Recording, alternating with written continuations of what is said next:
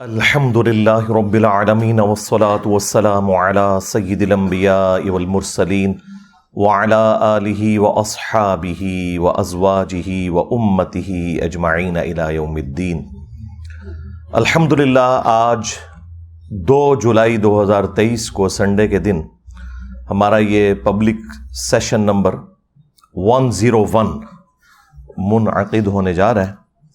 آپ کے یہ ریئل ٹائم کوسچنز جو ہیں وہ پرچیوں کی شکل میں میرے پاس آ چکے ہیں، انشاءاللہ انہیں ہم بعد میں ڈسکس کریں گے۔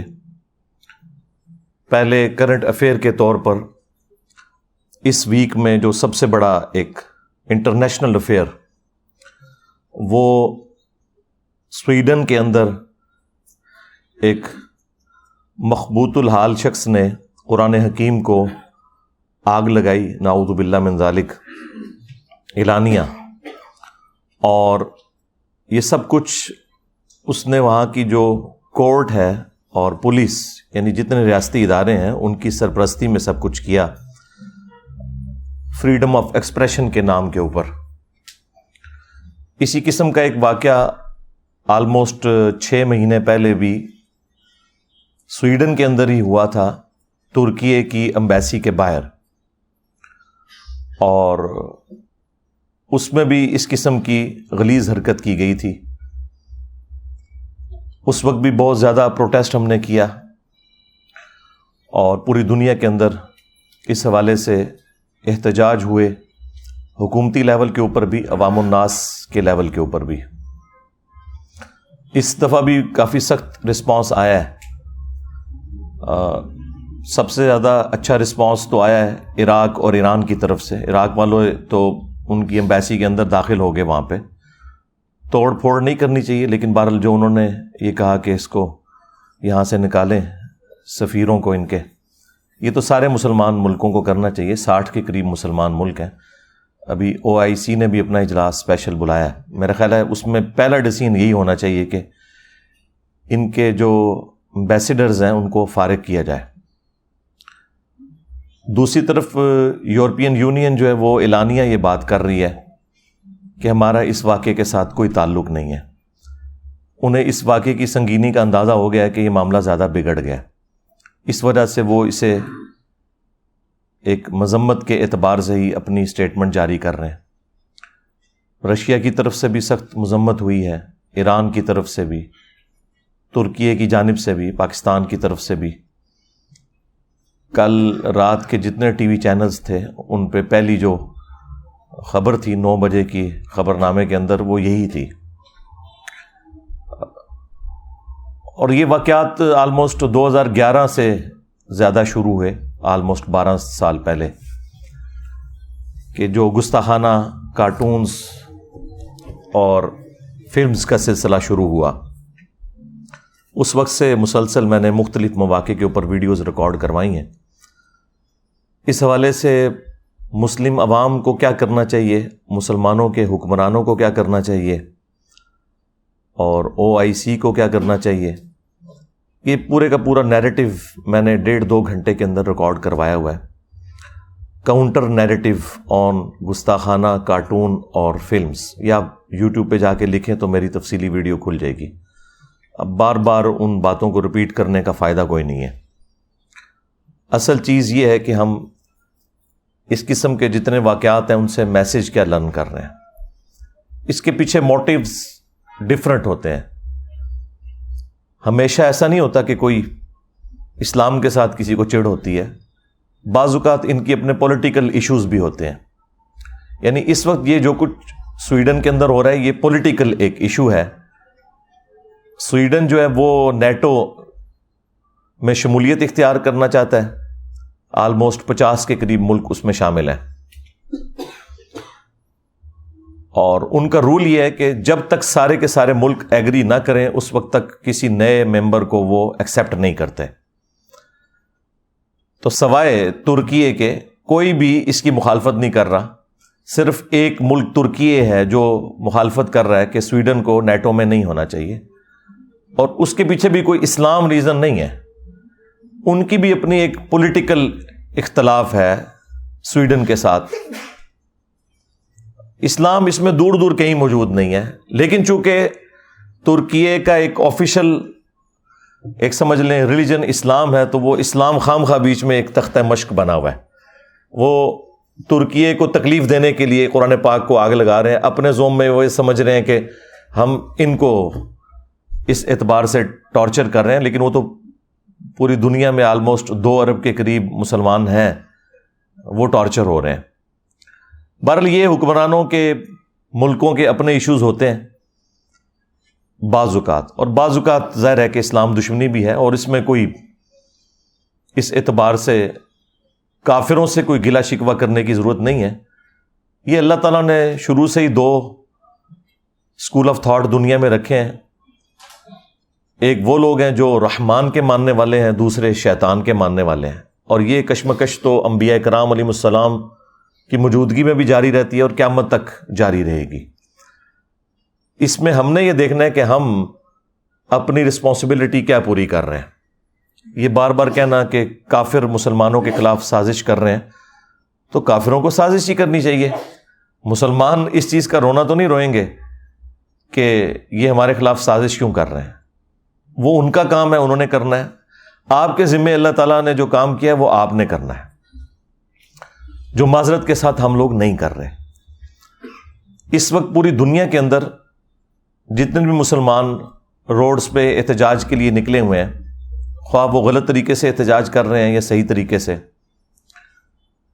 ان سب مسلمانوں سے میرا سوال ہے، ایک ہی سوال: کیا اس کتاب قرآن کے ساتھ آپ کی محبت جذباتی محبت ہے،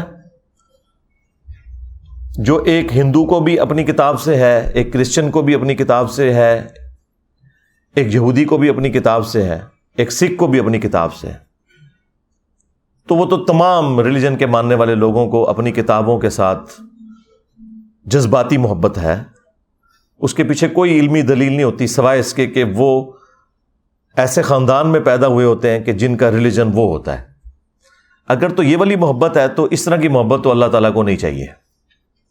اور اگر آپ کی واقعی اس کتاب کے ساتھ علمی محبت ہے، آپ نے پورے ہوش و حواس کے ساتھ اس کو ورڈ آف گاڈ مانتے ہوئے، اللہ کا کلام مانتے ہوئے ایکسیپٹ کیا ہے، اور محمد رسول اللہ صلی اللہ علیہ وآلہ وسلم کو خاتم النبیین مانا ہے، تو پھر آپ کی عقیدت اس دین کے ساتھ، اس کتاب کے ساتھ، وہ جذباتی نہیں بلکہ علمی ہونی چاہیے. جذباتی محبت تو پھر بھی ختم ہو جاتی ہے.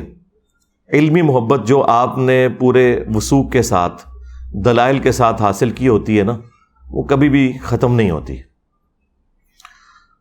تو میرا تو اپنا پوائنٹ آف ویو یہ ہے کہ مسلمانوں کی اکثریت 99.99% لوگ قرآن حکیم کے ساتھ صرف جذباتی محبت رکھتے ہیں، علمی محبت نہیں رکھتے.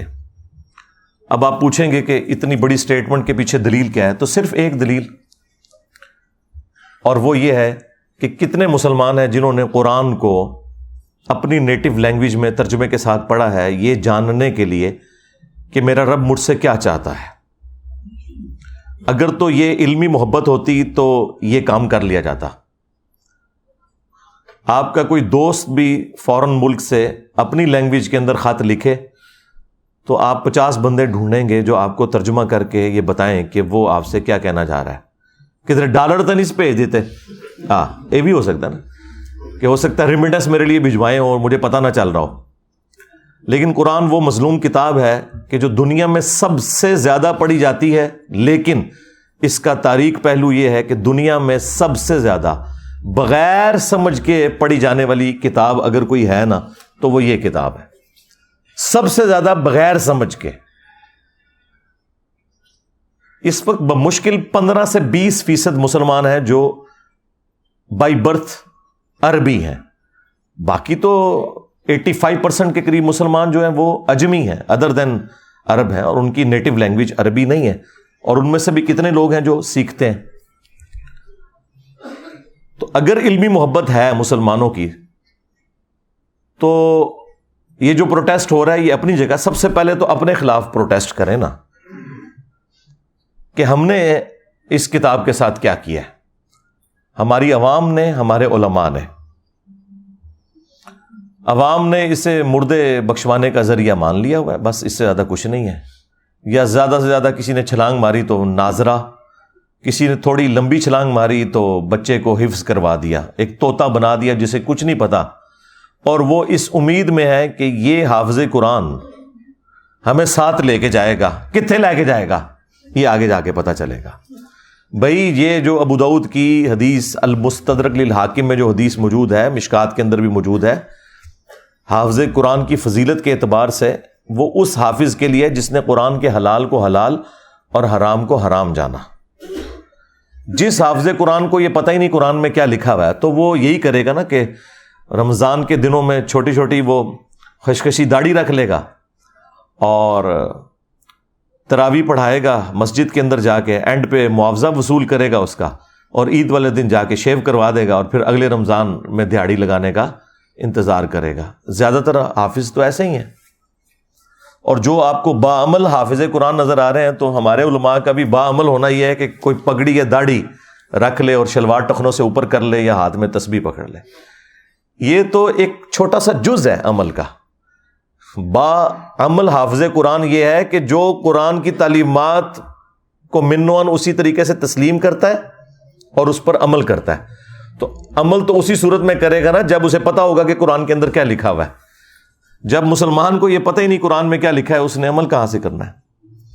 اب جن لوگوں کو سمجھ تھی، یعنی علماء کا طبقہ جن کا کام تھا کہ وہ عوام الناس کو دین سکھاتے، وہ الٹا اسلام کے دشمن بن گئے انجانے میں. یا ہو سکتا ہے بعض جان بوجھ کے بھی ایسے کرتے ہوں کہ انہوں نے پبلک میں یہ مشہور کر دیا کہ قرآن و حدیث ڈائریکٹ نہ پڑھنا، گمراہ ہو جاؤ گے. آپ مجھے ایمانداری کے ساتھ بتائیں کہ اگر یہ جملہ کوئی کافر بولے، جیوز میں سے، کرسچنز میں سے، ہندوؤں میں سے، کہ یار قرآن ڈائریکٹ نہ پڑھنا، گمراہ ہو جاؤ گے، تو ہم اس کی شکل دیکھ کے یہ فیصلہ کریں گے اچھا یہ ہندو ہے نا اس لیے مجھے کہہ رہا ہے، تو ہم اس کے ساتھ لڑ پڑیں گے کہ تو قرآن کا دشمن ہے.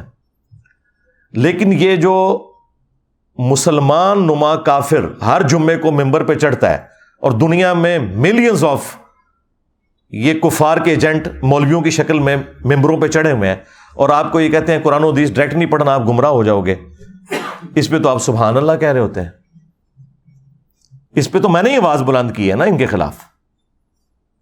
باقی تو سارے گونگے شیطان ہی بنے رہے ہیں، یہ دبے الفاظ میں بات کرتے ہیں. جی علماء سے جا کے سیکھیں. علماء نے تو خود قرآن نہیں سیکھا ہوا. اور پھر مجھے نہیں سمجھ آتی کہ یہ پبلک کے اندر انہوں نے کیوں مشہور کر دیا ہے کہ جی قرآن ڈائریکٹ نہیں پڑھنا. بھئی قرآن کوئی بھی ڈائریکٹ نہیں پڑھتا، آج تک کسی نے قرآن ڈائریکٹ نہیں پڑھا. ایک مسلمان اردو لنگوسٹک والا جب احمد بریلوی صاحب کا ترجمہ پڑھتا ہے تو وہ قرآن ڈائریکٹ کہاں سے پڑھ رہا ہے؟ وہ تو احمد بریلوی صاحب سے قرآن پڑھ رہا ہے. اگر کوئی ڈائریکٹ اشرف علی تھانوی صاحب کا ترجمہ پڑھتا ہے تو وہ قرآن ڈائریکٹ کہاں سے پڑھ رہا ہے؟ وہ تو اشرف علی تھانوی صاحب سے قرآن پڑھ رہا ہے. اب کیا دنیا میں کوئی بریلوی یہ جرت کرے گا کہ میں اعلیٰ حضرت احمد بریلوی سے بہتر قرآن کا ترجمہ کر سکتا ہوں؟ کوئی زندہ یا مردہ عالم دین جو بریلوی مکتب سے تعلق رکھتا ہو یہ کلیم کر سکتا ہے کہ میں قرآن کو احمد بریلوی سے بہتر ٹرانسلیٹ کر سکتا ہوں؟ نیور. یا کوئی دیوبندی زندہ یا مردہ یہ کلیم کرے کہ میں اشرف تھانوی صاحب سے بہتر ترجمہ کر سکتا ہوں؟ یا کوئی اہل حدیث کہے کہ میں جونا گڑھی سے بہتر ترجمہ کر سکتا ہوں؟ یا کوئی اہل تشیع میں سے کہ جی میں سید فرمان علی شاہ سے بہتر ترجمہ کر سکتا ہوں؟ تو جب ہم لوگوں کو یہ ریفر کرتے ہیں کہ آپ اپنے اپنے مکاتب فکر کے علماء کے ترجمے پڑھیں تو ہم انہی علماء سے آپ کو پڑھا رہے ہوتے ہیں. یہ جو انہوں نے ڈکوسلا مچایا نا کہ ڈائریکٹ نہیں پڑھنا گمراہ ہو جائیں گے، انہیں کہ ہم ڈائریکٹ پڑھ ہی نہیں رہے، ہم تو پڑھ رہے ہیں آپ کے بڑوں سے. صحابہ کرام علیہم رضوان میں 1% بھی لوگ نہیں تھے جو لکھنا پڑھنا جانتے تھے. صرف یہ تھا کہ قرآن عربی میں تھا، ان کی اپنی زبان عربی میں تھی. نبی علیہ السلام جب قرآن پڑھتے تھے ان پہ اثر ہو جاتا تھا. آج اگر قرآن آپ کی نیٹو لینگویج کے اندر ہے، آپ بے شک لکھنا پڑھنا بھی نہ جانتے ہو، آپ کو پتہ چل جائے گا قرآن میں لکھا کیا ہوا ہے. مجھے بتائیں یہ 11 ستمبر 2001 ٹوئنس ٹاور کا جو اٹیک ہوا امریکہ میں، اس کے بعد جو ہزاروں لوگ مسلمان ہوئے ہیں پچھلی 2 دہائیوں کے اندر، کیا انہوں نے علماء سے جا کے قرآن پڑھا؟ اور ان کی اوقات تو یہ ہے کہ دوسری اذان کے وقت لوگ مسجد میں آ رہے ہوتے ہیں. انہوں نے انگریزی میں قرآن کا ترجمہ پڑھا, اسلام قبول کر لیا. اور پھر ان میں سے کئی لوگ ہیں جنہوں نے باقاعدہ پھر اسلام کے دفاع میں کتابیں لکھی, اور یہاں بڑے بڑے علماء بڑے فخر سے بتاتے ہیں کہ دیکھیں جی یہ فلاں انگریز ہے, اس نے نبی صلی اللہ علیہ وآلہ وسلم کے حق میں یہ کتاب لکھی ہے. اب انہی علماء سے پوچھیں کہ بھئی اس کے پاس تو ڈگری نہیں ہے, تم اس کی تعریف کیوں کر رہے ہو؟ وہ کہتے ہیں ڈگری چھوڑیں, بات بڑی اچھی کی ہے, کیونکہ اس کے نام کے ساتھ انجینئر تو نہیں نہ آتا. ہاں بس چپ کتے رہو, انجینئر آئے گا پھر دیکھ لیں گے. دیکھیں آپ لوگوں کو میں چھوٹی چھوٹی ایسی چیزیں بتاتا ہوں جس سے آپ کا دماغ کھلے, کہ جب آپ غیر مسلموں کی مثالیں دیتے ہیں کہ فلاں نے نبی الاسلام کی شان میں یہ کتاب لکھ دی, فلاں نے یہ لکھ دی, تو یار وہ کوئی ڈگری والے لوگ ہیں؟ نہیں, انہوں نے قرآن بھی اپنی نیٹو لینگویج میں اسٹڈی کیا ہوتا ہے, لیکن چونکہ وہ پوری نیک نیتی کے ساتھ یہ کرتے ہیں, اللہ تعالیٰ انہیں اسلام تک بھی پہنچا دیتا ہے. کئی ایسے لوگ بھی ہوتے ہیں اور ان کی ورکنگ آپ کو نظر آتی ہے اور آپ کوٹ کرتے ہیں, ان کے ساتھ کی ورکنگ آپ کے لوگ نہیں کر سکتے. اور یہی حال یہاں پر بھی ہے. جن لوگوں کو اللہ تعالیٰ نے قرآن کی خدمت کے لیے اٹھایا, آپ دیکھ لیں سارے کے سارے نان مولوی ہیں, چاہے مولانا مودودی رحمہ اللہ ہوں, ڈاکٹر اسرار صاحب رحمہ اللہ ہوں, احمد دیدار صاحب رحمہ اللہ ہوں, یہ سب کے سب لوگ اس مدرسہ سسٹم کی آؤٹ پٹ نہیں ہے, خدمت اللہ تعالیٰ نے ان سے لی ہے. تو یہ جو علماء ممبروں پہ چڑھ کے آپ کو یہ کہہ رہے ہیں کہ قرآن و حدیث ڈائریکٹ نہ پڑھنا گمراہ ہو جاؤ گے, ان سے بڑا اسلام کا دشمن کون ہو سکتا ہے؟ ہم کس حوصلے کے ساتھ ان کی یہ باتیں سن لیتے ہیں. ویسے تو لاجیکلی یہ غلط بول رہے ہوتے ہیں, لیکن ان کے یہ الفاظ کیا قابل گرفت نہیں ہے کہ تم اسلام کی پیٹھ میں چھرا گھونپ رہے ہو؟ اصل میں یہود و نصارہ کے کفار کے ایجنٹ یہ لوگ ہیں جو آپ کے ممبروں پہ بیٹھے ہوئے ہیں کہ جی قرآن و حدیث ڈائریکٹ نہیں پڑھنا. اور یہ کہہ رہے کیوں ہیں؟ ان کو پتا ہے کہ ان کے فرقے کا کوئی عقیدہ قرآن و سنت کے مطابق نہیں ہے. انہیں فوراً فکر لگ جاتی ہے کہ اگر کسی نے قرآن ترجمے سے پڑھا تو پھر مرے ہوئے بزرگوں کو, بابوں کو پکارنا چھوڑ دے گا, ایک اللہ کا پکارنے والا وہ بن جائے گا. ایاک نعبد و ایاک نستعین. انہیں یہ فکر لگ جاتی ہے کہ اگر اس نے صحیح بخاری اور صحیح مسلم پڑھ لی تو اسے تو پتہ چلے گا کہ نماز کا طریقہ تو ایک ہی لکھا ہوا ہے تمام کتابوں کے اندر, سنی ہو یا شیعہ. اور سنیوں کی بھی ٹاپ آف لسٹ جو کتابیں بخاری اور مسلم, اس میں تو نماز کا طریقہ رکوع میں جاتے وقت اور رکوع سے اٹھتے وقت رفع الیدین کے ساتھ لکھا ہے. تو میں پھر اس کو کیسے سنبھالوں گا؟ یہ تو آگے مجھ سے پوچھے گا کہ بخاری مسلم تمہارے مدارس میں اگر پڑھائی جا رہی ہے تو تم لوگ نماز سنت کے مطابق کیوں نہیں پڑھ رہے؟ یہ پیچھے ریزن ہے, ان کے چندے بند ہو جائیں گے.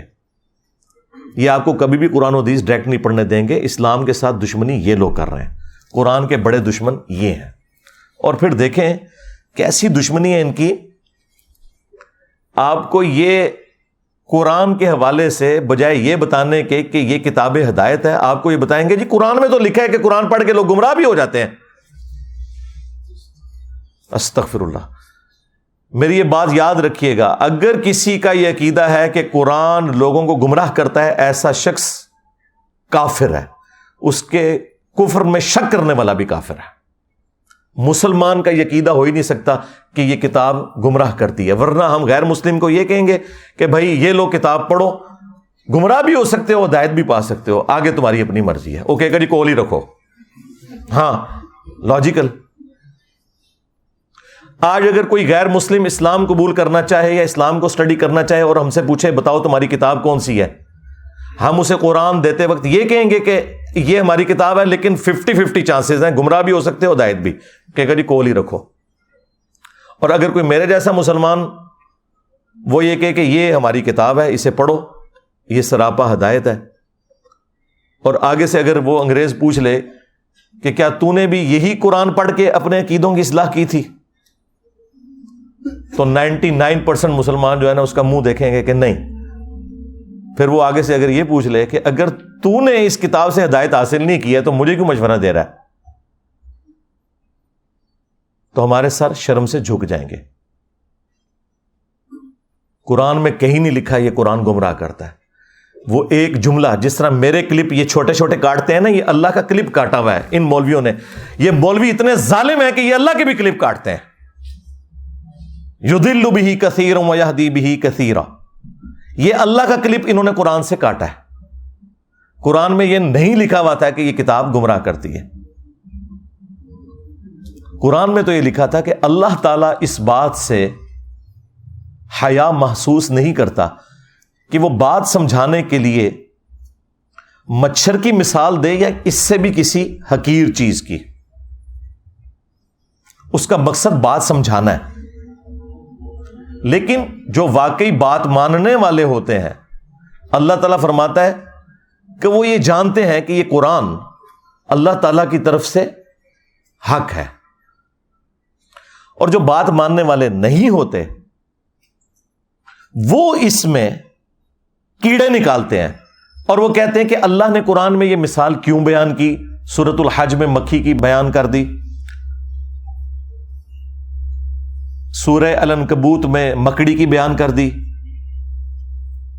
تو اللہ تعالیٰ تو اتنی بڑی ہستی ہے تو یہ چھوٹی چھوٹی مثالیں کیوں بیان کرتا ہے؟ تو اس کے جواب میں اللہ تعالیٰ نے فرمایا کہ جو اہل ایمان ہے وہ تو جانتے ہیں کہ یہ حق ہے تیرے رب کی طرف سے، کیونکہ اس کا مقصد بات سمجھانا ہے. اچھا استاد وہ ہوتا ہے جو اسٹوڈنٹ کے لیول پہ اتر کے بات کو سمجھاتا ہے، اپنے علم کا روب نہیں ڈالتا موٹے موٹے الفاظ بول کے. لیکن یہ لوگ جو ہیں ان کے لیے پھر اللہ تعالیٰ کہتا ہے تمہارے لیے جواب یہ ہے کہ یضل بہ کثیرا ویہدی بہ کثیرا. اللہ تعالیٰ اس کتاب کے ذریعے گمراہ کر دیتا ہے بہت سے لوگوں کو. کن لوگوں کو؟ کہ جو نہیں مانتے کہ یہ اللہ کا کلام ہے اور جو اللہ کی مثالوں کے ساتھ ایگری نہیں کرتے. اور ہدایت دے دیتا ہے بہت سے لوگوں کو. وما یضل بہ الا الفاسقین، اور اس سے گمراہ نہیں ہوتے مگر جو فاسق ہیں، 2 نمبر لوگ جو اترے میں. اس کو مثال سے سمجھیں کہ ایک ہی بارش ہے، وہ اگر گندگی کے ڈھیر پر برسے گی تو وہاں سے تعفن نکلے گا، اور اگر مٹی پہ برسے گی وہاں سے پھول اور پودے نکلیں گے.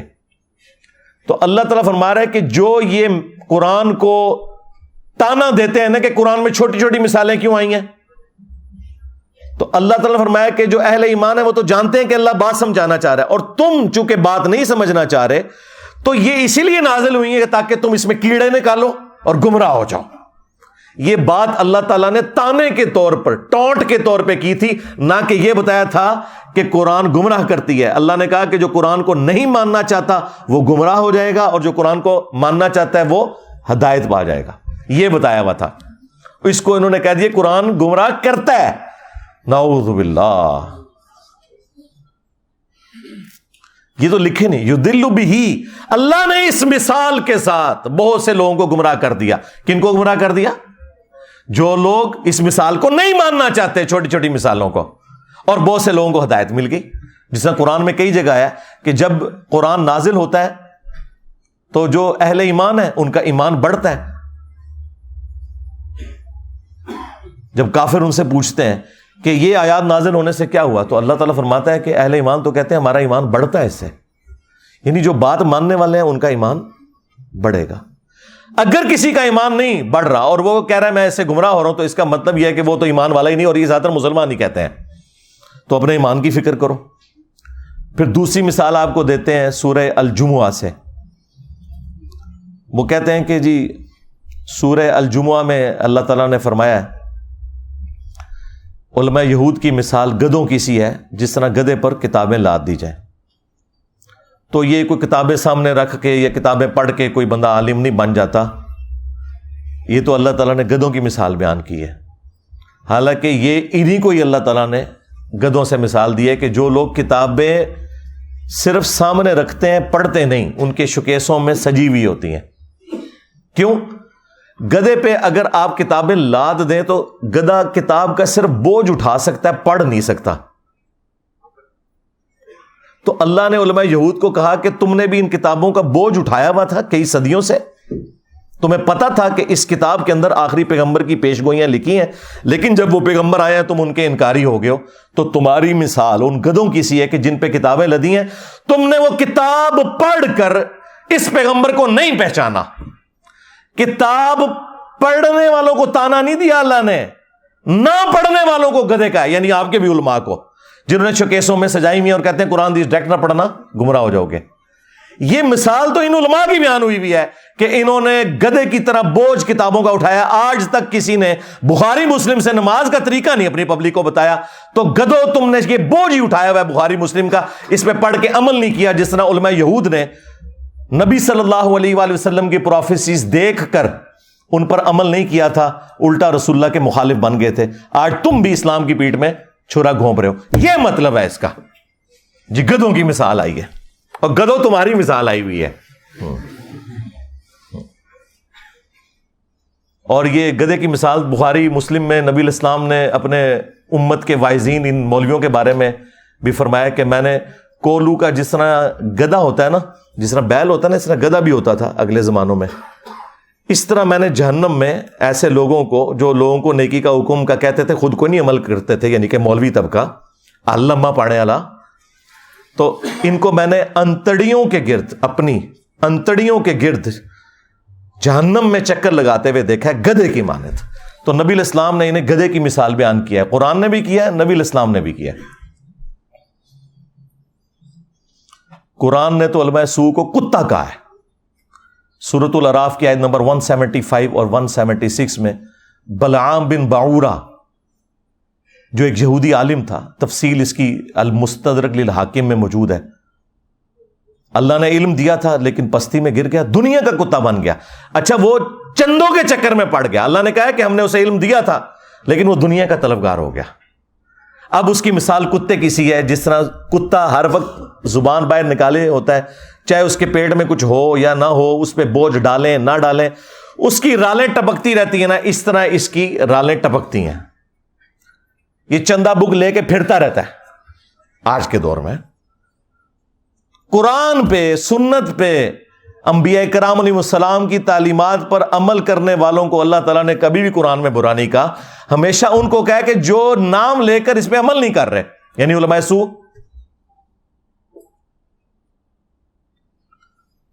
پھر ابو داؤد کے اندر وہ حدیث موجود ہے کہ نبی علیہ السلام نے فرمایا میری امت میں ایسے فرقے پیدا ہوں گے, ان میں ایسی بدعات سرایت کر جائیں گی جس طرح ہلکا کتا, یہ ریبیز جو ہوتے ہیں, یہ کسی کو کاٹ جائے اور اس کے ایک ایک رگ و ریشے میں اس کا زہر پہنچ جائے نا, اس طرح میری امت میں ایسے فرقے ہوں گے کہ جن کے اندر بدعات کا زہر پہنچ جائے گا جس طرح کتا کاٹ جاتا ہے. اب میں آپ سے پوچھوں گا, یہ کون سا کتا ہے جو کاٹ جائے تو آپ کے جسم کے اندر مذہب کے پوائنٹ آف ویو سے نیگیٹو چیزیں انجیکٹ ہو جاتی ہیں؟ ظاہر ہے کسی کرکٹر, فٹ بالر, اسکواش کے پلیئر کے کاٹنے سے تو ایسا نہیں ہوگا, مولوی کے کاٹنے سے ہی ہوگا نا, کیونکہ دین کا کسٹوڈین اور دین سکھانے والا کون ہے؟ مولوی. تو یہ ہلکا کتا کون ہے؟ اور اگر آپ کو یقین نہ آئے تو آپ بریلویوں سے پوچھ لیں کہ دیوبندیوں کے علماء کیا ہیں, وہ کہیں گے بلعام بن باعورہ. ہاں, دیوبندیوں سے پوچھیں, کہیں گے بریلویوں کے علماء بلعام بن باعورہ. تو میں جو بات کر رہا ہوں اس کے اوپر اجماع امت ہے. ہاں, ذہن میں رکھیے گا, میں نے کوئی ایسی بات نہیں کی ہے کہ جس کے اوپر اتفاق نہ ہو. وہ اپنی اینک لگا کے دیکھ رہے ہوتے ہیں نا, اس لیے ان کو برا لگ رہا ہوتا ہے. آپ کسی بھی مسلمان سے پوچھیں کہ یہ قرآن حکیم میں جو اللہ نے مختلف جگہ پہ فرمایا ہے کہ جو گمراہی کے پیشواں ہیں یہ اپنے ماننے والوں کو اپنے ساتھ جہنم میں لے کے جا رہے ہوں گے, تو اگر کسی بریلوی سے پوچھیں کیا اس سے مراد احمد صاحب بریلوی صاحب ہوں گے, کہے گا نہیں, یہ تو دیوبندیوں کے بارے ہے.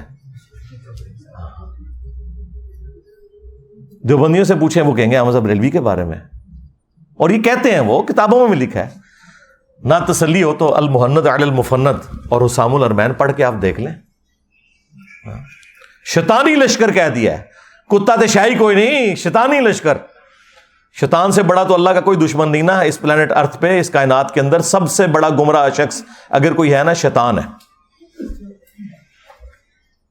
تو یہ سارے ایک دوسرے کو کہتے ہیں, صرف ہم نے اس کو ایکسپوز کر دیا ہے پبلک کے سامنے کہ ان کا پوائنٹ آف ویو کیا ہے.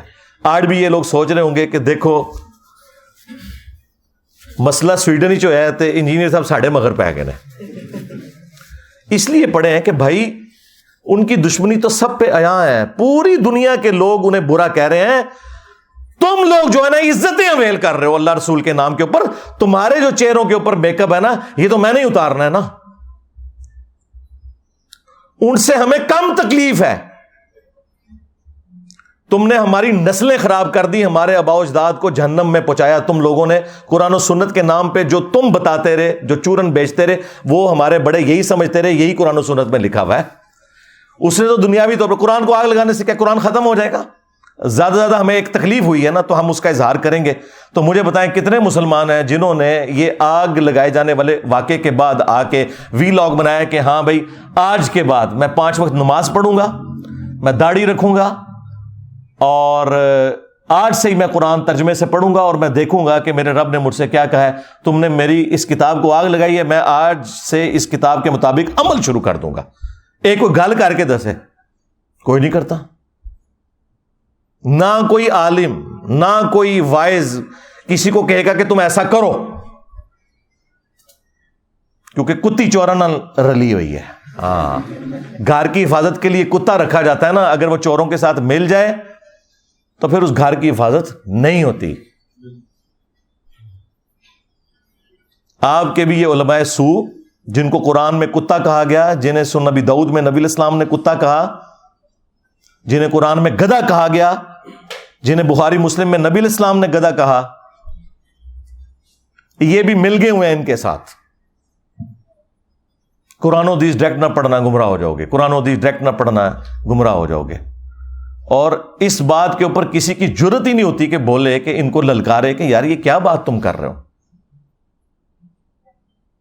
یہ اسلام کے ساتھ دشمنی کر رہے ہو. کیا یہ قرآن و حدیث میں کہیں لکھا ہوا ہے کہ قرآن و حدیث ڈائریکٹ نہ پڑھنا گمراہ ہو جاؤ گے؟ وہ ایک آیت تھی انہوں نے, جو میں نے اس کا بھی کھول دیا کہ وہ اللہ تعالیٰ کا کلپ کاٹا ہوا ہے انہوں نے. اللہ نے کہا جو قرآن کو نہیں مان رہے وہ گمراہ ہو جائیں گے, اور جو اہل ایمان ہے وہ تو کہتے ہیں یہ حق ہے. یہ ساتھ ہی لکھا ہوا ہے اسی آیت کے اندر, یہ کلپ کاٹا ہوا ہے انہوں نے.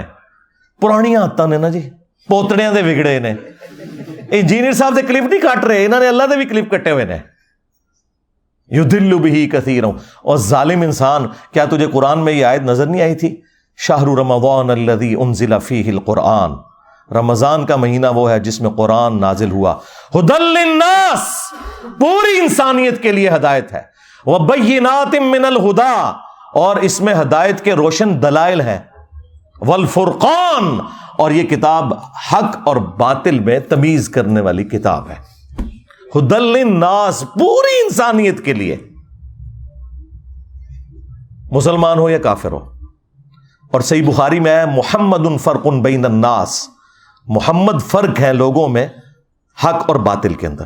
تو دیکھ لیں, نہ انہوں نے قرآن کو پکڑا ہے, نہ محمد صلی اللہ علیہ وآلہ وسلم کی تعلیمات کو پکڑا ہے. اور اگر کوئی پوچھیں تو کہتے ہیں جی پیچھے اللہ رسول ہی ہے. ہاں, اللہ رسول پیچھے رکھنے واسطے نہیں ہے, اگے رکھنے واسطے ہے. پیچھے اللہ ہی رسول ہے. عزتیں اویل کی ہیں تم نے اللہ اور اس کے رسول کے نام کے اوپر, عز وجل و صلی اللہ علیہ وآلہ وسلم. چندے کھائے ہیں تم لوگوں نے, جدادیں بنائی ہیں, رسول اللہ صلی اللہ علیہ وآلہ وسلم کے نام پر دھوکہ دے کر لوگوں کو, مکے اور مدینے کے نام کی آوازیں لگا کر تم نے سواریاں سوار کی, لیکن پھینکی جا کے بغداد میں, اجمیر میں, دیوبند میں, بریلی میں. غداری کی ہے تم لوگوں نے, اور دیکھو پھر اللہ تعالیٰ نے تمہارے اوپر بلائے کتنی بڑی چھوڑ دی ہے. جو کہتا ہے کہ میرے نبی عیسیٰ ہے ہی کوئی نہیں, تیرے بابے تھے شے ہی کوئی نہیں. اس تکلیف کا اندازہ آپ کو ہوگا جب آپ دعوت کا کام کریں گے, پھر آپ کو پتہ چلے گا انجینئر صاحب تو بہت نرم ہے, وہ تو خالی شعر پڑھتے ہیں, ان کے ساتھ تو کچھ اور ہونا چاہیے. یہ قرآن کے ساتھ غداری ان لوگوں نے کی ہے. اگر آج مسلمان اس واقعے کے بعد یہ ایک سبق لرن کر لینا کہ ہم نے خود بھی قرآن پڑھنا ہے ترجمے سے, قرآن کی تعلیمات کو سیکھنا ہے اور اپنی اولاد کو بھی سکھانا ہے, تو میں کہتا ہوں یہ نقصان کچھ بھی نہیں ہے اگر ہم یہ کرنے میں کامیاب ہو جائیں. قرآن حکیم میں اللہ تعالیٰ نے تو آپ کے پروفٹ صلی اللہ علیہ وآلہ وسلم کا جو انسٹرومنٹ آف دعویٰ ہے نا وہ قرآن بتایا. وَأُوحِيَ إِلَيَّ هَذَا الْقُرْآنُ لِأُنذِرَكُمْ بِهِ وَمَنْ بَلَغَ. اے نبی تم فرما دو قرآن میری طرف اس لیے وحی کیا گیا تاکہ میں اس کتاب کے ذریعے لوگوں کو ڈر سناؤں آخرت کا, اور جس تک یہ کتاب پہنچ جائے اسی کتاب کے ذریعے وہ تبلیغ کرے, ڈر سنائے یعنی جو دعوت و تبلیغ کے لیے سلیبس ہے وہ قرآن ہے، فضائل اعمال یا فضائل سنت نہیں ہے، قرآن ہے۔ فذکر بالقرآن من یخاف وعید، اے نبی قرآن کے ذریعے تبلیغ کریں، ڈر سنائیں ہر اس شخص کو جو اللہ کی دھمکی سے ڈرنے والا ہے۔ اور نبی الاسلام کے دنیا سے تشریف لے جانے کے بعد قیامت تک کے لیے اللہ تعالیٰ نے ختم نبوت صلی اللہ علیہ وآلہ وسلم کی برکت سے اس کتاب کو محفوظ بھی کر دیا ہے۔ انا نحن نزلنا الذکر وانا لہ لحافظون، بے شک اس الذکر قرآن کو، یاد دہانی کو، جو اللہ کی یاد دلانے والی کتاب ہے، کتاب نصیحت ہے، ہم نے نازل کیا، ہم ہی اس کی حفاظت کرنے والے ہیں۔ اگلی کتابیں ٹیمپر ہوتی تھی، نیا پیغمبر آ جاتا تھا، اب چونکہ پیغمبر کوئی نہیں آنا تو اللہ تعالیٰ نے اس کتاب کو قیامت تک کے لیے محفوظ کر دیا۔ پھر اللہ تبارک و تعالیٰ نے امت کے لیے فرما دیا وَلَقَدْ يَسَّرْنَا الْقُرْآنَ لِلذِّكْرِ فَهَلْ مِن مُدَّكِرٍ، ہم نے قرآن کو نصیحت حاصل کرنے کے لیے آسان کر دیا، تو ہے کوئی نصیحت حاصل کرنے والا؟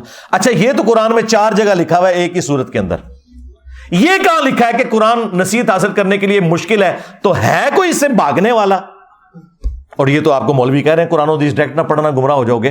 ان ظالموں سے پوچھو کہ ہمارا عقیدہ تو قرآن میں ایک سورت میں 4 دفعہ اللہ تعالیٰ نے بیان کیا ہے، وَلَقَدْ يَسَّرْنَا الْقُرْآنَ لِلذِّكْرِ فَهَلْ مِن مُدَّكِرٍ، ہم نے قرآن کو نصیحت حاصل کرنے کے لیے آسان کر دیا، ہے کوئی نصیحت حاصل کرنے والا؟ تم بتاؤ یہ قرآن میں کہاں لکھا ہے کہ قرآن ڈائریکٹ نہ پڑھنا گمراہ ہو جاؤ گے؟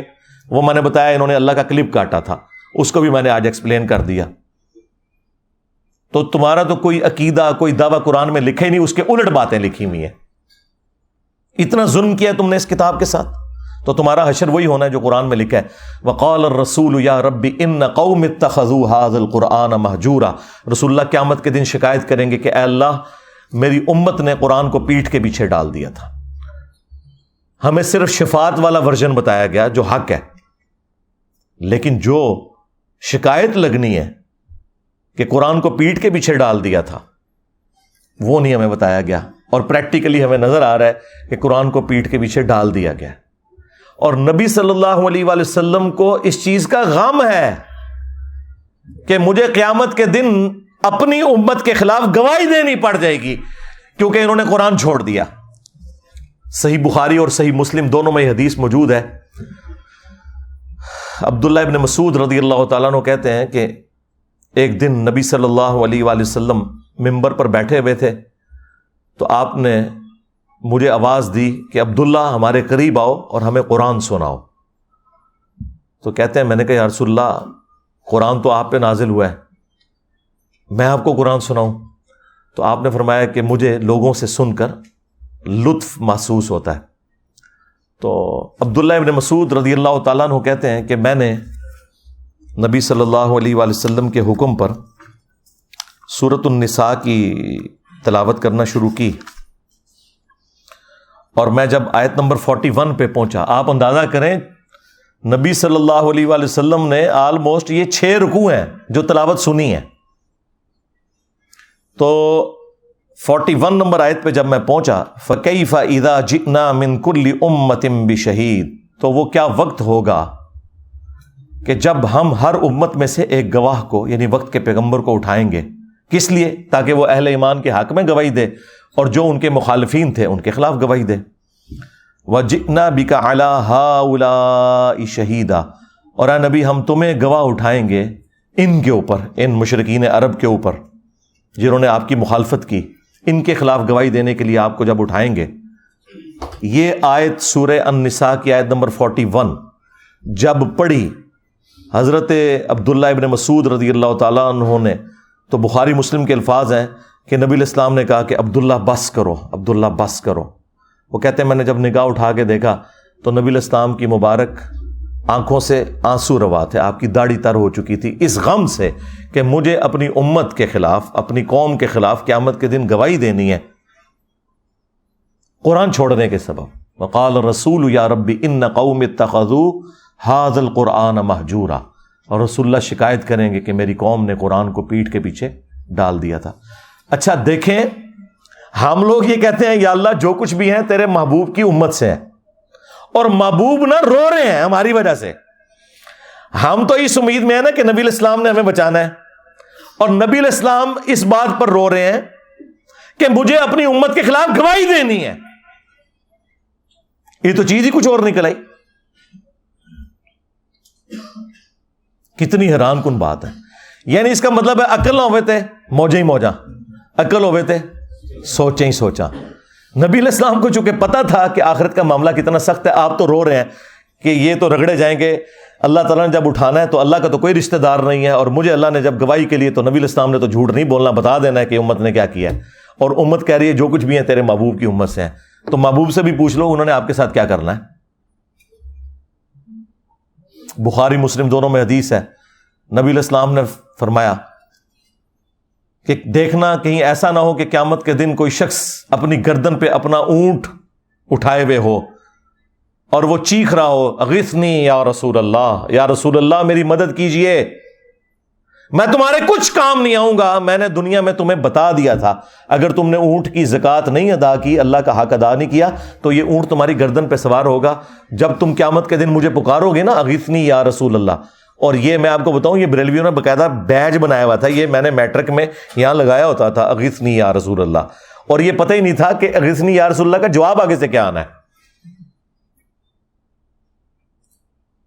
پھر آپ نے ایک ایک چیز کا ذکر کیا کہ کسی کے گردن کے اوپر گائے سوار ہو، کسی کی گردن کے اوپر بکری سوار ہو، اور اس نے اس کا حق نہیں دیا. اور یہ تو بات ہو رہی ہے صرف زکوٰۃ کی، نماز تو چھڈ ہی دو سرکار، جنہیں نماز نہیں پڑھی ہوئی وہ تو ویسے ہی فارغ ہے. اور ہم نبی صلی اللہ علیہ وآلہ وسلم کے اوپر امید لگا کے بیٹھے میں. آپ نے تو شکایت کرنی ہے. بخاری اور مسلم دونوں میں حدیث موجود ہے، بخاری میں موقوفاً ہے، صحیح مسلم میں تفصیل کے ساتھ ہے کہ نبی علیہ السلام جب بھی خطبہ دیتے آپ کی آنکھیں سرخ ہو جاتی، آواز بلند ہو جاتی، غصے میں اضافہ ہو جاتا جیسے کوئی جرنیل اپنی فوج کو تیار کر رہا ہے. اور آپ ہر تقریر سے پہلے کہتے اما بعد فإن خیر الحدیث کتاب اللہ، آگاہ ہو جاؤ حمد و صلات کے بعد کہ سب سے بہترین کلام اللہ کی کتاب ہے. وخیر الہدی ہدی محمد صلی اللہ علیہ وآلہ وسلم، اور سب سے ہدایت یافتہ راستہ محمد صلی اللہ علیہ وآلہ وسلم کا ہے. وشر الامور محدثاتها، اور بدترین کام وہ ہیں جو خود سے دین میں داخل کر دیے جائیں. اور اس طرح کے تمام کام بدعتیں ہیں، تمام بدعتیں گمراہیاں ہیں، اور تمام گمراہیاں جہنم میں لے جانے والی ہیں. تو نبی علیہ السلام کی تقریر کا آغاز ہی یہ ہوتا تھا کہ سب سے بہترین کلام اللہ کی کتاب ہے، اس کے ساتھ اپنے آپ کو آپ نے جوڑنا ہے. بخاری اور مسلم دونوں میں حدیث ہے کہ اللہ تعالیٰ نے ہر نبی کو کوئی نہ کوئی معجزہ دیا تھا جس کی وجہ سے لوگ اس پر ایمان لاتے تھے. مجھے اللہ تعالیٰ نے وحی کا معجزہ دیا ہے، یعنی قرآن. میں اللہ سے امید کرتا ہوں کہ قیامت کے دن سب سے زیادہ متبعین میری امت سے ہوں گے. کس وجہ سے؟ کہ میرا معجزہ سب سے بڑا ہے، یعنی قرآن کا معجزہ. اور وہ حدیث ہے بخاری مسلم دونوں کے اندر کہ جنتیوں کا نصف، آدھے جنتی جو ہیں وہ امت محمدیہ صلی اللہ علیہ وآلہ وسلم سے ہوں گے اس قرآن کے معجزے کی وجہ سے. پھر صحیح مسلم کے اندر حدیث ہے، نبی صلی اللہ علیہ وآلہ وسلم نے فرمایا کہ بے شک اللہ تعالیٰ اس کتاب کی وجہ سے بعض لوگوں کو عروج دے گا اور بعض لوگوں کو زوال پذیر کرے گا. وہی ڈاکٹر اقبال نے جو اسے ٹرانسلیٹ کیا جواب شکوہ میں، وہ زمانے میں معزز تھے مسلمان ہو کر اور تم خوار ہوئے تارک قرآن ہو کر. یعنی صحابہ کرام کو جو اللہ تعالیٰ نے دنیا کا امام بنایا تو قرآن کی پیروی کی وجہ سے، اور تمہاری خواری کا سبب قرآن کو چھوڑنا ہے. تو یہ صحیح مسلم کی حدیث کا ترجمہ ہے کہ اس کتاب کی وجہ سے اللہ تعالیٰ بعض لوگوں کو عروج دے گا اور بعض کو ذلیل کرے گا، یعنی جو اسے چھوڑ دیں گے وہ ذلیل ہوں گے. صحیح مسلم میں یہ حدیث موجود ہے، القرآن حجت لک او علیک، قرآن قیامت کے دن یا تو تیرے حق میں حجت ہوگا یا تیرے خلاف حجت ہو جائے گا. اب مجھے بتائیں کس کے حق میں قرآن حجت ہوگا؟ جو قرآن کو پڑھ کے اس پہ عمل کرے گا. اور کس کے خلاف قرآن حجت ہوگا؟ جو قرآن کے خلاف چلے گا. وہ قرآن کیسے حجت بن جائے گا؟ بھئی قرآن میں جب لکھا ہوا ہے کہ سود حرام ہے اور ایک بندہ پوری زندگی سود کھاتا رہا تو قرآن ہی اس کے خلاف گواہی دے دے گا کہ میں نے تو اسے حرام قرار دیا تھا اور اس نے حلال بنا لیا. تو قرآن یا تو تمہارے حق میں حجت ہوگا یا تمہارے خلاف. یہ بالکل واضح حدیث موجود ہے. اور پھر جو صحیح مسلم کی اوپر تلے 4 احادیث 6225 سے لے کر 6228 تک غدیر خم کی حدیث، وہ تو میں کہتا ہوں اس پلانٹ ارتھ پہ اس سے زیادہ تعریفی کلمات کسی بھی حدیث کے اندر موجود نہیں ہے قرآن کے حق میں جو غدیر خم کی حدیث ہے. اور وہ نبی الاسلام نے اپنی وفات سے آلموسٹ 1.5 مہینے پہلے وہ خطبہ دیا ہے. حجۃ الوداع سے آپ واپس آ رہے تھے، خم نامی گاؤں میں پانی کے لیے پڑاؤ کیا. وہاں پہ نبی صلی اللہ علیہ وآلہ وسلم کے لیے اونٹ کے پالان کا ممبر لگایا گیا. آپ اس پر چڑھے اور آپ کی گفتگو ہی کنکلوڈنگ ہے، اے لوگو آگاہ ہو جاؤ، میں بھی ایک انسان ہوں، قریب ہے کہ اللہ کا قاصد یعنی موت کا فرشتہ میرے پاس آئے اور میں اس کی دعوت قبول کر لوں. میں اپنے بعد تم میں 2 بھاری چیزیں چھوڑ کے جا رہا ہوں. ان میں سے پہلی چیز اللہ کی کتاب ہے، اس میں ہدایت ہے، اس میں نور ہے. تم اللہ کی کتاب کو پکڑو. اللہ کی کتاب اللہ کی رسی ہے، جو اسے پکڑے گا وہ ہدایت پر ہوگا، جو چھوڑ دے گا گمراہ ہو جائے گا. یہ آپ ذرا جملے 7-8 گنے نا، اتنے تعریفی کلمات کسی بھی صحیح حدیث کے اندر قرآن کے لیے نہیں آئے. اور پھر زید ابن ارقم کہتے ہیں کہ نبی الاسلام ہمیں ترغیب دلاتے رہے، اللہ کی کتاب، اللہ کی کتاب، اللہ کی کتاب کو میرے بعد پکڑ لینا. اور فرمایا دوسری بھاری چیز میرے اہل البیت ہیں، میں اپنے اہل البیت کے معاملے میں تمہیں اللہ کا خوف دلاتا ہوں، میرے بعد ان کے ساتھ حسن سلوک کرنا. یہ آپ نے 3 دفعہ جملے کو ریپیٹ کیا، میں اپنے اہل البیت کے معاملے میں تمہیں اللہ کا خوف دلاتا ہوں، میں اپنے اہل البیت کے معاملے میں تمہیں اللہ کا خوف دلاتا ہوں. امت بالکل الٹ چلی ہے، نہ قرآن کو پکڑا ہے ہدایت کے لیے اور نہ اہل بیت کو زندہ چھوڑا ہے. حالانکہ قرآن کو پکڑنا تھا اور اہل بیت کے ساتھ حسن سلوک کرنا تھا. اور اس میں واضح الفاظ آئے قرآن اللہ کی رسی ہے. وہ جو قرآن میں ہے نا وَاعْتَصِمُوا بِحَبْلِ اللَّهِ جَمِيعًا وَلَا تَفَرَّقُوا، تم سب کے سب مل کر اللہ کی رسی کو مضبوطی سے پکڑ لو اور فرقوں میں مت بٹو. ہر کوئی اپنی تشریح کرتا تھا رسی کی. قرآن کی اس آیت کی تشریح نبی علیہ السلام نے خود کی ہے کہ یہ قرآن کے بارے میں ہے کہ یہ اللہ کی رسی ہے، کامن بانڈ مسلمانوں میں.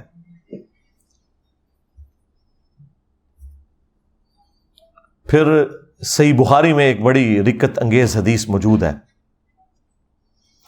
نبی صلی اللہ علیہ وآلہ وسلم کی وفات کے بعد جب سیدنا ابوبکر صدیق رضی اللہ تعالیٰ عنہ کو خلیفہ بنایا گیا تو ان کی خلافت کے دوسرے دن جب وہ خطبہ دینے کے لیے مسجد نبوی میں آئے تو ان سے پہلے سیدنا عمر ممبر پر چڑھے اور انہوں نے مختصر سا خطبہ دیا. وہ صحیح بخاری کے اندر موجود ہے.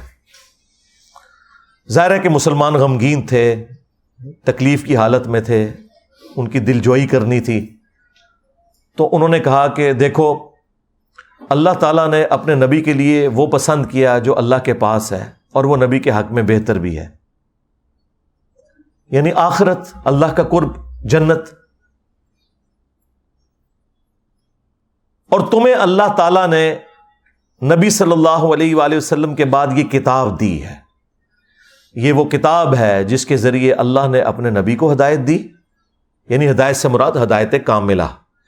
ڈیکٹم لیول کی ہدایت تو پیغمبر پیدائش سے لے کے وفات تک اللہ تعالیٰ کی حفاظت میں ہوتے ہیں، لیکن اعلیٰ درجے کی ہدایت جو قرآن میں ہے نا وَوَجَدَكَ ضَالًّا فَهَدَىٰ، اے نبی ہم نے آپ کو اپنی محبت میں خود رفتہ پایا تو ہدایت کے اعلیٰ ترین درجے پر پہنچا دیا. پھر سیدنا عمر نے کہا کہ تمہارے نبی کو اس کے ذریعے ہدایت ملی اور ان کے جانے کے بعد اب تم اس کتاب کو مضبوطی سے پکڑ لو تو تم ہدایت پر رہو گے کہ جس کے ذریعے اللہ نے تمہارے نبی کو ہدایت دی تھی. پھر جملہ انہوں نے اپنا ریپیٹ کیا.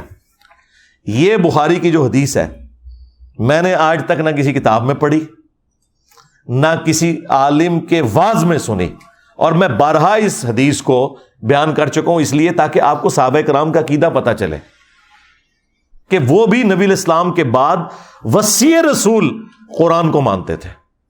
جو بخاری مسلم دونوں میں حدیث ہے کہ عبداللہ ابن ابی اوفا سے کسی نے پوچھا کیا نبی صلی اللہ علیہ وآلہ وسلم نے اپنے بعد کسی کے لیے وصیت کی تھی، کسی کو وصی بنایا تھا؟ تو انہوں نے کہا کہ ہمیں تو نبی علیہ السلام نے قرآن کے مطابق چلتے رہنے کی وصیت کی تھی، یہی وصی ہے. اور یہ جو حضرت عمر کا خطبہ ہے، یہ کلاس کا خطبہ ہے کہ نبی علیہ السلام تو اللہ کی جنتوں میں پہنچ کے اپنے بعد وہ تمہارے لیے وہ کتاب چھوڑ کے گئے ہیں کہ جس کے ذریعے اللہ تعالیٰ نے تمہارے نبی کو بھی ہدایت دی تھی اور تمہیں بھی اسی کتاب کو پکڑ کر ہدایت ملنی ہے. میرا خیال ہے شاید اس لیے یہ بیان نہیں کرتے تھے کہ اس میں گستاخی ہو جاتی ہے، کیونکہ ہر جگہ کوئی نہ کوئی گستاخی نکل آتی ہے نا. اس میں تو واقعی گستاخی ہو جانی ہے کہ یہ تو لکھا ہوا ہے کہ نبی کو ہدایت ملی ہے، تو مانتے ہی نہیں ہے کہ نبی کو کسی نے ہدایت بھی دی ہے. یہ تو آلموسٹ منی گاڈ ہی سمجھتے ہیں نا پروفٹ کے بارے میں عقیدہ رکھا ہوا ہے. تو وہ پھر ان کو ایک دم مصیبت پڑ جانی تھی کہ یہ ہم کیا بات کریں گے کہ نبی کو ہدایت دی اللہ تعالیٰ نے قرآن کے ذریعے. ہم تو کہتے ہیں قرآن ڈائریکٹ پڑھو گے تو گمراہ ہو جاؤ گے، یہ تو مردے بخشوانے کے لیے. تو اس کی تشریح ہم نے کر دی ہے کہ اس ہدایت سے مراد اعلیٰ درجے کی ہدایت ہے جو قرآن میں ہے. وَوَجَدَكَ ضَالًّا فَهَدَىٰ، اے نبی ہم نے آپ کو اپنی محبت میں خود رفتہ پایا تو ہدایت کے اعلیٰ ترین درجے پر پہنچا دیا. یہاں پہ ضال کا ترجمہ گمراہی نہیں ہے. ضال کے دو معنی ہوتے ہیں، ایک گمراہی اور ایک معنی ہوتا ہے کسی کی محبت میں ڈوب جانا. جس طرح یوسف علیہ السلام کے بھائیوں نے کہا تھا اپنے باپ کے لیے، حالانکہ وہ پیغمبر کے بیٹے تھے، پیغمبر کے صحابہ تھے، کافر نہیں تھے، ان ابانا لفی ضلال مبین، بے شک ہمارے ابا جان تو یوسف کی محبت میں ڈوب چکے ہیں. وہاں یہ ترجمہ نہیں ہوگا کہ ہمارے ابا جان گمراہ ہو چکے ہیں، یہ اگر بات کہتے تو کافر ہو جاتے. وہ انہوں نے اپنے باپ کو کہا کہ وہ یوسف کی محبت میں ڈوب چکے ہیں. قرآن میں واضح ہے ما ضل صاحبکم وما غوا، تمہارے نبی نہ کبھی گمراہ ہوئے ہیں اور نہ کبھی غلط راستے پر چلیں. یہی تو ہم کہہ رہے ہیں کہ اپنا امام اس کو بناؤ کہ جو نہ کبھی گمراہ ہوا نہ کبھی بے راہ چلا. یہ گارنٹی صرف اس شخص کے لیے جس کی قبر مدینے میں ہے صلی اللہ علیہ وآلہ وسلم. جو ہمارے بابا جان ہیں، النبی اولا بالمؤمنین من انفسہم وازواجہ امہاتہم، نبی صلی اللہ علیہ وآلہ وسلم مومنین کی جانوں پر ان سے بڑھ کر حق رکھتے ہیں اور نبی کی بیویاں امت کی مائیں ہیں. تو اپنا تعلق رسول اللہ صلی اللہ علیہ وآلہ وسلم کے ساتھ مضبوط کرنا ہے اس کتاب کے ذریعے جو نبی علیہ السلام نے اپنے بعد امت کے لیے چھوڑی ہے. میرا خیال ہے یہ جو سویڈن والا واقعہ ہے، اس سے پوری دنیا کے مسلمانوں کو ایک عبرت تو سب کو پکڑنی چاہیے کہ وہ نیت کریں کہ ہم آج ہی قرآن ترجمے سے شروع کریں گے، اور بھلے جس کا مرضی ترجمہ شروع کر لیں، کوئی فرق نہیں پڑتا. اور انشاءاللہ تعالی ہم نہ صرف قرآن کو ترجمے سے پڑھیں گے بلکہ اپنی زندگی میں روٹین بنائیں گے قرآن کو کم از کم ایک رکوع روزانہ پڑھنے کی، اور انشاءاللہ پھر اس کے مطابق عمل بھی کریں گے. اور یوں ہم اپنا پروٹیسٹ ریکارڈ کروائیں گے اسلام کے دشمنوں کے خلاف کہ تم نے قرآن کو آگ لگائی تھی تو دیکھو ہم قرآن کو پڑھیں گے اور اس کے مطابق عمل کریں گے. یہ ہمارا پریکٹیکل جواب ہوگا. باقی جو گورنمنٹ لیول کے اوپر جواب دینے ہیں وہ تو آپ کا کام بھی نہیں ہے نا، وہ تو OIC کا کام ہے، فارن منسٹری کا کام ہے، وہ اپنی جگہ کریں گے.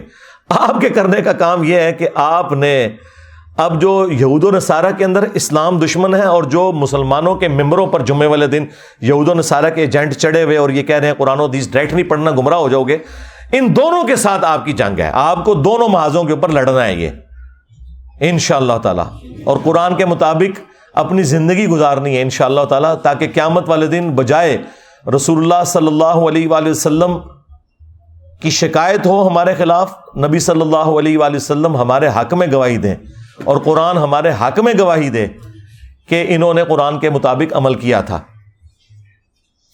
کتنی رکت انگیز حدیث ہے وہ بخاری مسلم کی حدیث شفاعت، جس میں نبی علیہ السلام شفاعت کریں گے اور آپ اللہ تعالیٰ سے اجازت طلب کریں گے، اللہ تعالیٰ آپ کے لیے تعداد مقرر کرے گا. بخاری مسلم میں آتا ہے کہ جب میں آخری دفعہ جہنم کی طرف جاؤں گا اپنے امتیوں کو جہنم سے نکالنے کے لیے اللہ تعالیٰ کے اذن سے،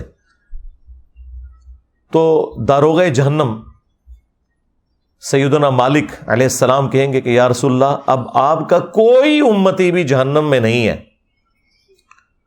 سوائے اس شخص کے کہ جسے قرآن نے روک رکھا ہے، اور وہ کبھی بھی اب جنت میں نہیں جا سکے گا جسے قرآن نے روک لیا۔ یعنی قرآن نے اگر روک لیا کسی کو جنت میں جانے سے تو نبی علیہ السلام اس کی شفاعت نہیں کر سکتے۔ اور قرآن نے کسے روکا ہے؟ انہ من یشرک باللہ فقد حرم اللہ علیہ الجنہ ومأواہ النار وما للظالمین من انصار، بے شک جس نے اللہ کے ساتھ شرک کیا اللہ نے اس پہ جنت حرام کر دی ہے، اس کا ٹھکانہ جہنم ہے اور وہاں اس کا کوئی مددگار نہیں ہوگا، حتیٰ کہ سید الاولین والآخرین، شفیع المذنبین، رحمت للعالمین، خاتم النبیین، سیدنا و مولانا امام اعظم محمد رسول اللہ صلی اللہ علیہ وآلہ وسلم بھی اس کے کچھ کام نہیں آئیں گے۔ بخاری مسلم دونوں میں حدیث ہے، اللہ تعالیٰ نے ہر نبی کو ایک مقبول دعا دی تھی جو اس نے دنیا ہی میں کر لی، اسی دعا کی وجہ سے قوم نوح بھی برباد ہوئی، حضرت نوح علیہ السلام نے دنیا میں وہ دعا کر لی۔ میں نے اپنی دعا سنبھال کے رکھی ہے قیامت کے دن کے لیے، اور میری اس دعا سے میرے ہر امتی کو نفع پہنچے گا سوائے اس شخص کے کہ جس نے دنیا میں کسی قسم کا شرک کیا ہوا۔ شرک is the most sensitive issue in the sight of Allah. ایک تو آپ کو بڑا شرک نظر آتا ہے نا، ایاک نعبد و ایاک نستعین کے حوالے سے، کہ کوئی شخص عبادت میں، سجدے میں، نظر نیاز میں، قربانی میں، دعا میں اللہ کے سوا کسی اور ہستی کو شریک کر دے، وہ اللہ کا پروٹوکول ہے کہ اللہ ہی سے مانگنا ہے۔ اور ایک وہ شرک جو آپ کی نظروں سے اوجھل ہے لیکن اللہ تعالیٰ نے اسے شرک ہی بیان کیا ہے، وَأَقِيمُوا الصَّلَاةَ وَلَا تَكُونُوا مِنَ الْمُشْرِكِينَ، دیکھنا نماز کو قائم کرنا اور مشرک نہ ہو جانا۔ یعنی مسلمان تو ایسا ہو ہی نہیں سکتا جو نماز چھوڑ دے۔ اس کی طرف کس کی توجہ ہے؟ کیا یہ قرآن کی گستاخی نہیں ہو رہی ہے کہ قرآن تو کہہ رہا ہے کہ نماز نہ پڑھنے والا مشرک ہے، اور بے نمازی جو ہے قرآن جلنے کے اوپر سیکھ پا ہوا ہے؟ تو نے تو پریکٹیکلی قرآن کو جلا دیا ہوا ہے، نمازیں چھوڑ کر، قرآن کی تعلیمات چھوڑ کر۔ پھر صحیح مسلم کی حدیث کہ بندے کے کفر اور ایمان، شرک اور اسلام کے درمیان فرق نماز ہے۔ پھر صحیح مسلم میں حدیث عبداللہ ابن مسعود کہتے ہیں کہ نبی علیہ السلام کے مبارک زمانے میں اگر کوئی شخص بیمار بھی ہوتا تھا نا اور دو بندوں کے سہارے وہ مسجد میں آ سکتا تھا تو وہ مسجد میں آ کے نماز پڑھتا تھا، کہیں اسے منافق شمار نہ کر لیا جائے۔ اور صحابہ کرام کو کیا پتا تھا کہ پاکستان میں کروڑوں لوگ شناختی کارڈ میں مسلمان ہیں، نماز ایک بھی نہ پڑھ کر۔ یہ تو بڑا آسان اسلام ہے، لیکن اس اسلام نے آپ کو کوئی فائدہ نہیں دینا۔ جامعہ ترمذی میں حدیث ہے، نبی صلی اللہ علیہ وآلہ وسلم نے فرمایا کہ ہمارا اور منافقین کا عہد نماز کی بنیاد کے اوپر قائم ہے، جس نے نماز چھوڑ دی اس نے کفر کیا۔ اور جامعہ ترمذی میں حدیث ہے، عبداللہ بن شقیق تابعی کہتے ہیں کہ صحابہ کرام علیہم رضوان تارک الصلاۃ کے سوا کسی کی تکفیر نہیں کرتے تھے، یعنی وہ نماز چھوڑنے والے کو کافر سمجھتے تھے۔ اگر کوئی گناہ تھا جس کی بنیاد پہ صحابہ کرام لوگوں کو کافر سمجھتے تھے، وہ نماز چھوڑنے کا گناہ ہے۔ اب مجھے بتائیں صحابہ کرام کے نزدیک کیا پاکستانی قوم مسلمان ہے؟ تو اسی کہندے اسی اسلامی نظام تے نافذ کرنا ہے کدے ہوتے ہیں؟ پہلے مسلمان تے کر لو انہوں، پھر اقامت دین بھی ہو جائے گی، اسلامی نظام بھی ہو جائے گا۔ پھر سنن نبی داؤد میں حدیث ہے، نبی علیہ السلام نے فرمایا کہ قیامت کے دن سب سے پہلے سوال ہوگا نماز کے بارے میں۔ قیامت کے دن اگر اس کا سوال یہ والا آسان ہو گیا تو اگلے معاملات اس کے لیے آسان ہو جائیں گے، اور اس میں پھنس گیا تو پھر مارا گیا۔ اور ابو داؤد میں حدیث ہے، جب بچہ 7 سال کا ہو جائے اسے نماز کا حکم دو، اور 10 سال کا اور نماز نہ پڑھے تو مارو اسے۔ اور بچوں کے 10 سال کی عمر میں بسترے بھی الگ کر دو۔ پھر جو مسند احمد کے اندر حدیث ہے کہ نبی علیہ السلام نے فرمایا کہ نمازی کے لیے نماز قیامت کے دن روشن دلیل ہوگی، نور ہوگی، نجات کا ذریعہ ہوگی، اور جس نے نماز چھوڑ دی اس کے لیے نہ تو کوئی دلیل ہے قیامت کے دن اللہ کے حضور بچنے کی، نہ کوئی نجات والا معاملہ ہے، الٹا اس کا حشر قارون، فرعون اور حامان کے ساتھ ہوگا۔ یعنی ہوگا مسلمان لیکن کھڑا کس کے ساتھ ہوگا؟ فرعون کے ساتھ، وہ جو دنیا میں کہتا تھا کچھ بھی ہے تیرے محبوب کی امت سے ہیں وہ. ہاں. اور ابن ماجہ میں حدیث ہے، صحابی کہتے ہیں نبی الاسلام نے مجھے وصیت کی تھی کہ نماز نہ چھوڑنا، اگر تو نے نماز چھوڑ دی تو اللہ کا ذمہ پھر اٹھ گیا تجھ سے، پھر اللہ تعالیٰ نے کوئی گارنٹی نہیں تیری لی ہوئی. تو نماز اور قرآن یہ آج کے دو تحفے ہیں میری طرف سے اس دکھی امت کے لیے جسے سویڈن میں قرآن کے جلنے کا غم ہے، لیکن وہ خود قرآن کو آگ لگائے ہوئے ہے، انٹلیکچوئل آگ. اور جن علماء کا وہ پیروکار ہے، جن بزرگوں کا وہ پیروکار ہے، وہ بھی قرآن کے دشمن. تو مرنے سے پہلے اے مسلمان کر لے اس پہ غور. کتابوں کا خدا اور ہے، بابوں کا خدا اور. اگرچہ بابے بھی اسی خدا کو مانتے تھے، وہ تو جیوز اور کرسچن بھی اسی خدا کو مانتے ہیں، لیکن ان کوالٹیز کے ساتھ نہیں جو قرآن و سنت میں آئی ہیں، بلکہ ان کی اپنی تعلیمات ہیں. اور یقین کر جب یہ تو غور کر لے گا تو تیرے اندر سے آواز نکلے گی کیا کہ نہ میں بابی، نہ میں بابی، میں ہوں مسلم علمی کتابی. اور اگر یہ نعرہ ہر جگہ سے بلند ہو کہ نہ میں بابی، نہ میں بابی، میں ہوں مسلم علمی کتابی، تو آپ دنیا میں یہ چینج دیکھیں گے کہ انشاءاللہ تعالی فرقوں کی دکانیں بند. The damage has been done.